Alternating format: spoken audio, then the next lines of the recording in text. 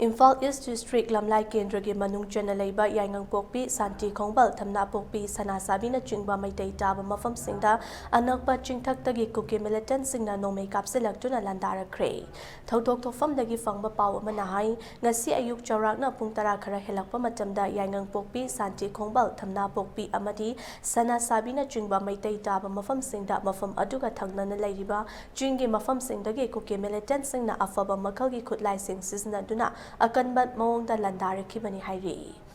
Mafam aduda lairiba miyam sing manak nakna laiba chekiyum singda masa hingnaba janjinaki hairi. Khunja singna mafam aduda lairiba security force singda handuna nongmai kapinaba hairabasu yakide hairi. Adumapu thodok aduda praja sing asok apan yaukidre. Nakal amaromda thodok adu thokraba matung sana sabiga tainaba Thamnapokpi kulda security na combing operation chathagani haina torokpadagi mafam adugi miyamga muknaba thokre hairi.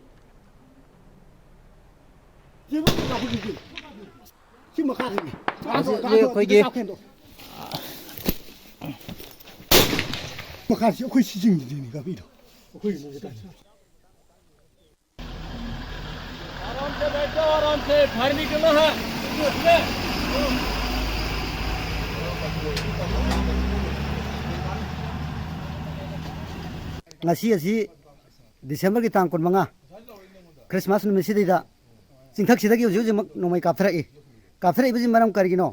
aikhoi mai taina Christmas thugai haibagi yana badam kuki singna sinlaga kapthrak pani ado khoi mai taina kapane haibagi namaji thonga kapi ujujuk se aduna maruji som yok selai sina takpadi aikhoi kuki na nomai se kapane haibase khoi tasengna khangle aduna aikhoi jik khoi state forcing yargadi khitang thore jaga sidam koi ngak senbidun leina bagi damak tanjadu lobi wa nai haijari akoi zik sungsoi chona bagi nomai maru pai rai baji akoi nu pianga mayam su le bani masi sopan ba soidra bagi masi sopan ba yana le re aduna kitang akoi je ngak pi na bagi damak ta leiriba akoi state forcing amtang miang changbi wa nai no thamjari kuki na kapthara ini ai kangko lingai da aduga ai se khanghong da bi da chele aduga hek chalak pagani moina mathang kapthara ise adu mi su maulai taba tanja hoiba adu de akhoi gi ai su are ba mi se pukau da kaure aduna matha eta laifam ta phang khang da mi su loi sien gre aduna matha chare padrang moina kapana jene na chingdi kape sebaina akhoi gi khulak na ga chatra laire singda sangada ba moina khulak ka chalaga akhoi gi achik akom yeng lere kapi ba jaga chama ka doge boy khulak ta lai ga tro boy kapi ba jaga ta moi chango hayo khulak ta moi lai bi ga ta ta de kapi ba jaga ta moi changa ga thing da ba na tro khunja ai khoi ka ba tro lai ha bno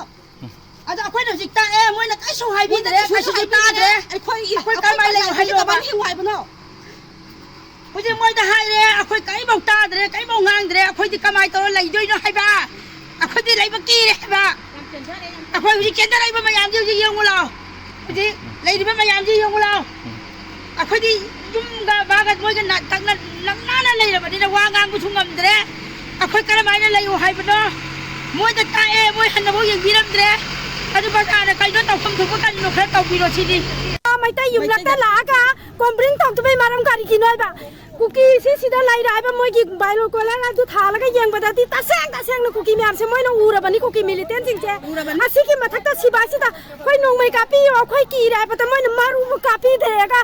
la ga on thala ga mai tai khulak ta kombring operation taw ne ai che mathang da di siba jang dir ka no ba akoi khang ba da wa re ba Thamnapokpi ai ba Yaingangpokpi ai ba khunja chana sabi ta moi na nai ba matam se ka angkoi ra ka na ta social media ta ubi tra pra akhoi ngasi thengnari ba se khun ma sok pi pa sida akhoi na laijari ba wa ba se ngasi social media ta yengbi ba mi am khang bi ba ko yam na wa re hai ba akhoi ki huje ta cha ba ngam dre cha ri ngata ka ni da ka ta ge dong ba pa ngai maru sa khai ra ko ngasi ayuk ki khoi thodok se torana pung 13 muk tarak pa dai da khoi se cha to ga Phammaga laibani mangolomda aduga akhoi gi di hek mapa ni bangkar je kuki gi segi nongmai je hana moina hana brush tawra kape aduga akhoi somdai ju khara khungak pajingna akhoi beren gum khara kape adugi matungda mu moina kape aha mai di ke sumaru yorok pata de ko akon magi di akhoi yumda maru am rok de akhoi je pakthare aduga akhoi gi jaga mak di khangok da akhoi gi yumdam di pale ba ta ga da aduga angang oina maru do ko na phangdra sigi maru jini se akhoi gi yumda pali je